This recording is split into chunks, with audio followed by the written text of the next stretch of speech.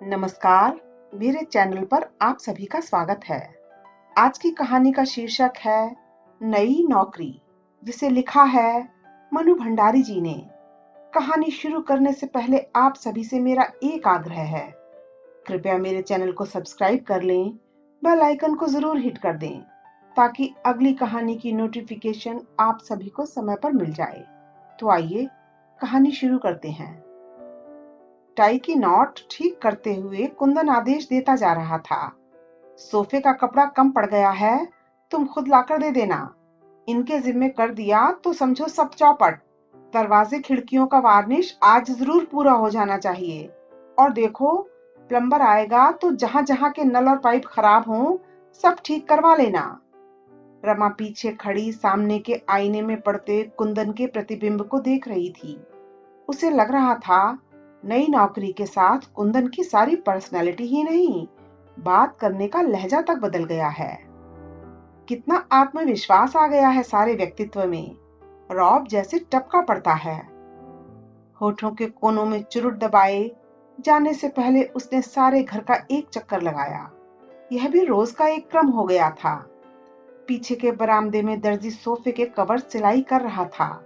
कुछ दूर खड़ा मिस्त्री छोटे छोटे टिनों में वार्निश तैयार करते लड़के को कुछ आदेश दे रहा था। कुंदन को देखकर उसने सलाम ठोका। अब्दुल मियां, आज काम पूरा हो जाना चाहिए। तुम्हारा काम बहुत स्लो चल रहा है।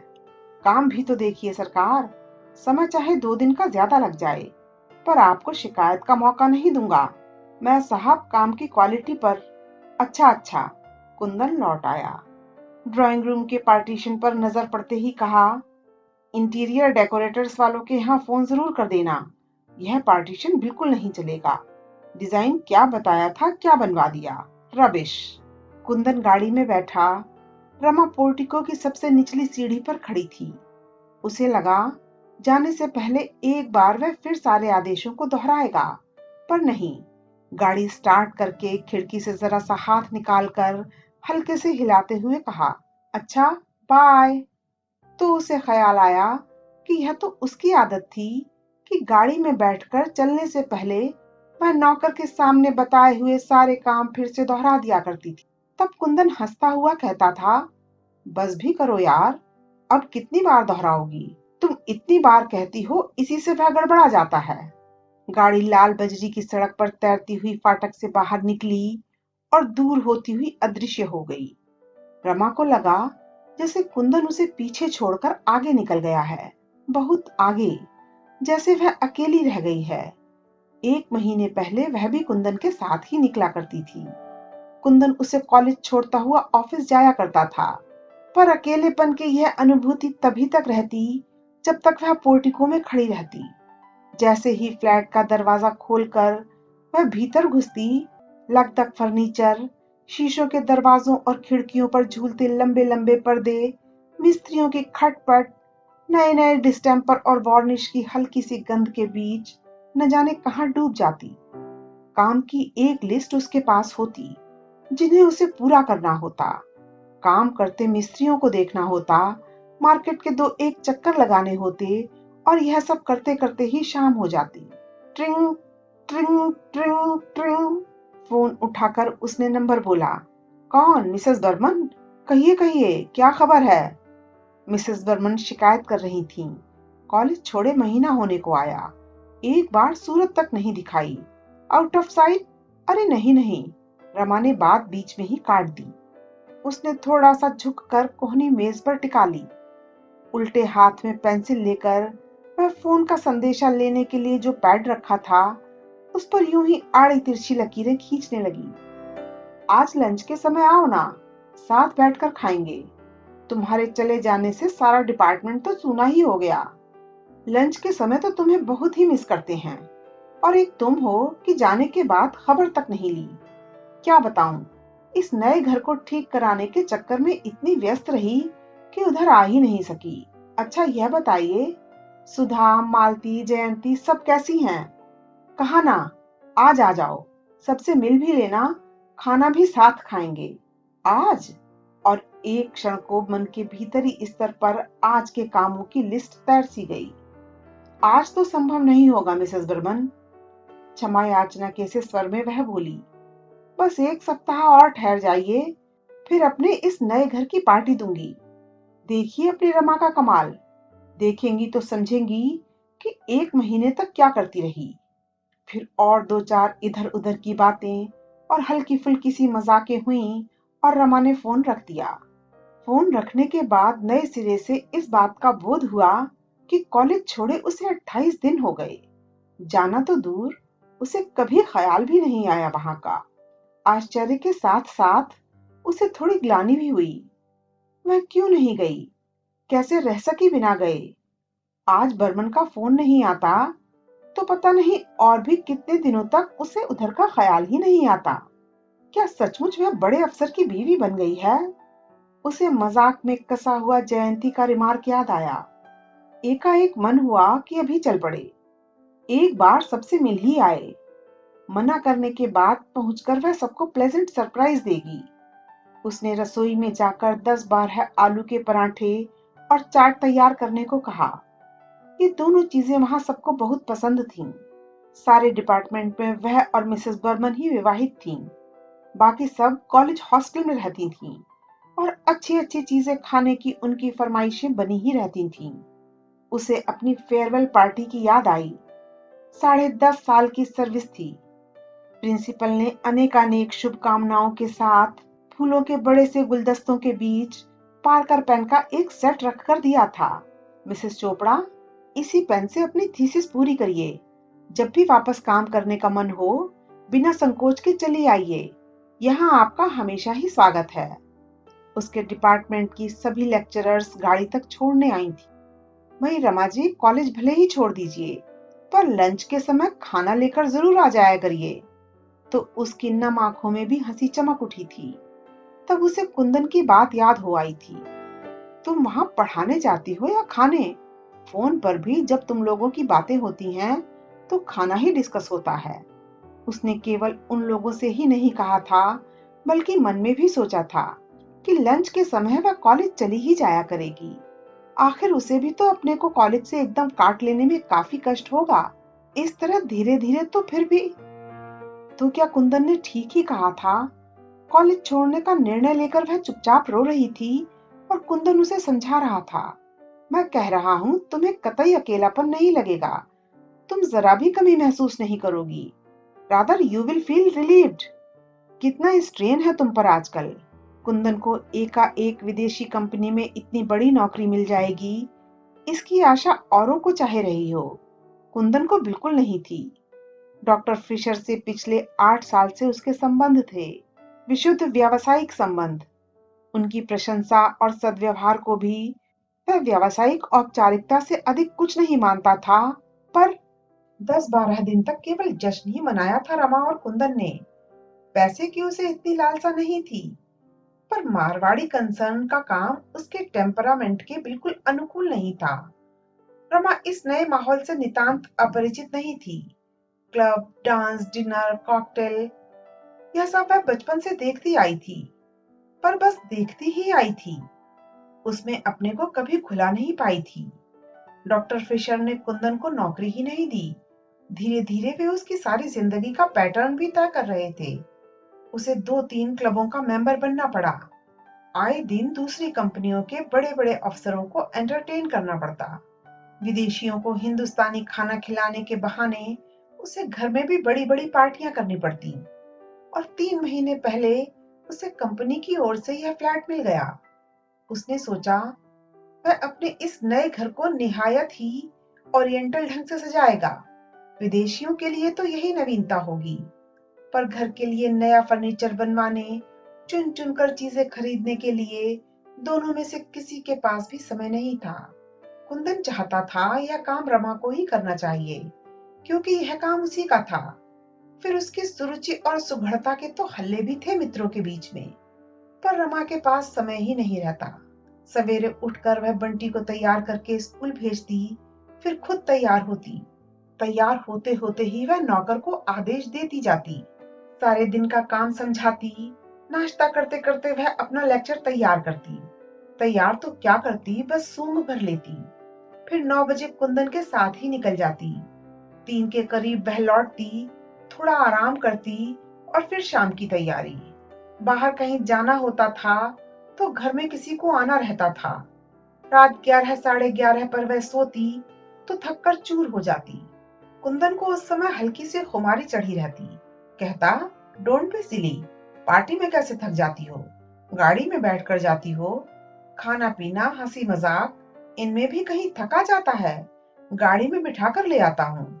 रमा तब केवल सूनी सूनी आंखों से देखती रहती। मन की भीतरी परतों पर हिस्ट्री के वे टॉपिक्स तैरते रहते जो उसे कल पढ़ाने होते और जिन्हें वह जबरन ही दिमाग से बाहर ठेलने का प्रयास करती। कुंदन उसे बताता रहता कि डॉक्टर फिशर उससे कितने खुश हैं, कितना इम्प्रेस कर रखा है उसने। एकाएक ही उसे अपना भविष्य बहुत उज्जवल दिखाई देने लगा है।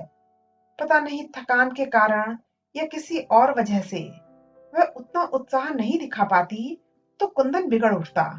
क्या बात है, देखता हूँ तुम्हें कोई दिलचस्पी ही नहीं है मेरे राइज में।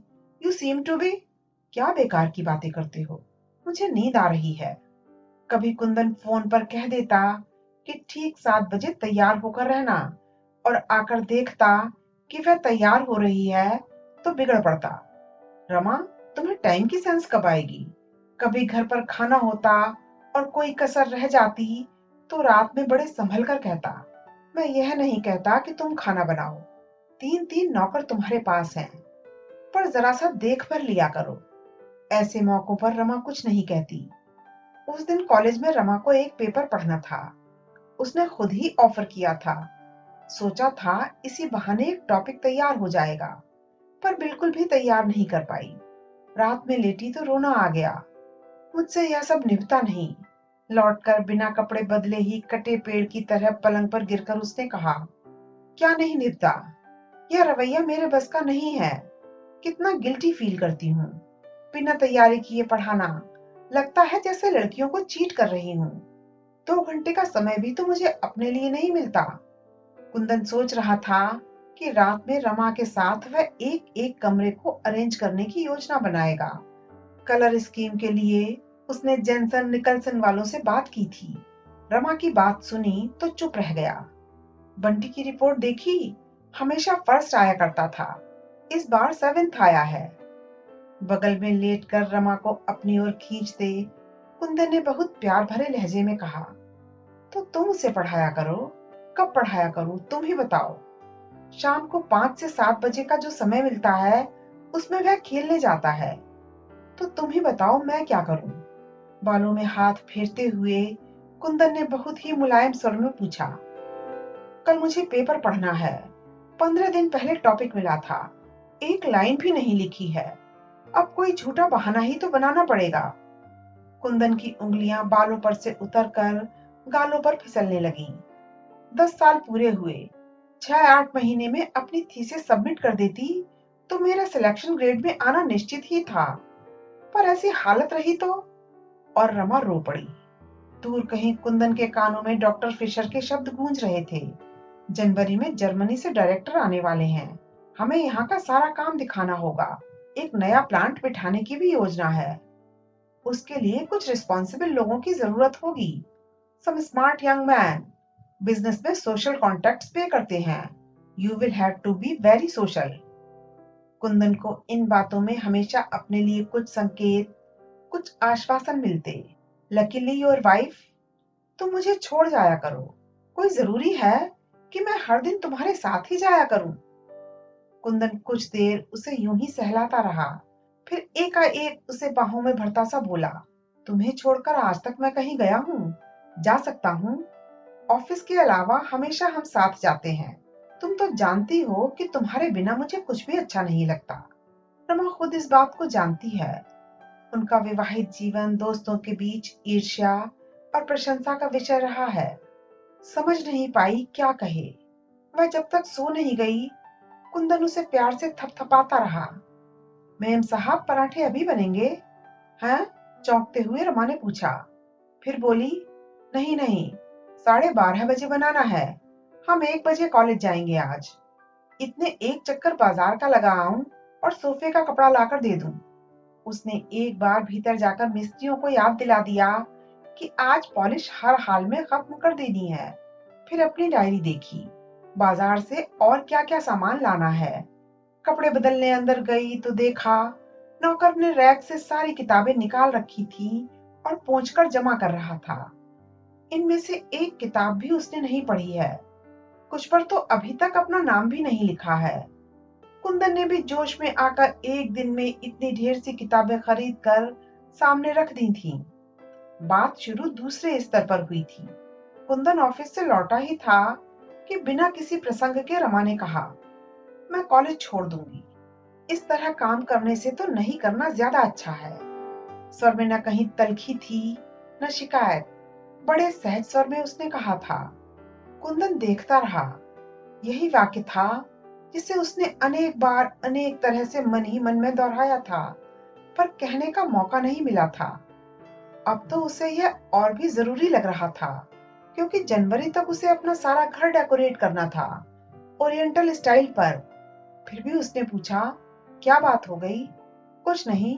कुंदन को इस समय और बात खींचना अच्छा नहीं लगा। चाय का प्याला हाथ में लिए ही लॉन में निकल गया। कैक्टस की जितनी वैरायटी ला सकता था, घर के फाटक के दोनों ओर बड़ी खूबसूरत रॉकरीज बनाई थीं। पर लॉन से वह अभी भी संतुष्ट नहीं था। चाहता था लॉन पर्शियन कारपेट में बदल जाए।